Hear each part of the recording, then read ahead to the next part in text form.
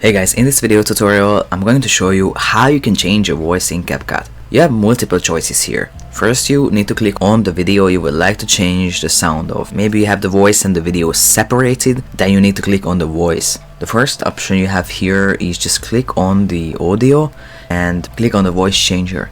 So here in the voice changer, you're gonna have the voice filters, the voice characters, and speech to song. The voice filters are these kind of edgy sounds which you would like to use for fun, kinda. So most of them can be used with the pro version. If you want to use more serious voices, you can use these voice characters, and there are actually really accurate sounds of people. You can experiment with the voices. There are male and female characters, or you can also use the speech to song section, which is making your speech to a song. If you would only like to change the pitch, for example, you need to go to the voice filters, and here you will be able to see high and low profile. Alright, so all in all, this is how to change a voice in Capcut. I hope you found this tutorial useful. If you want to get access to all premium Capcut features, you can try out Capcut Pro for 7 days for free by clicking the link in the description below. Also, check out our Capcut Video Editing for Beginners ebook that you can also download for free. And last but not least, have a look at our other video editing tutorials, resources and reels in the video description as well.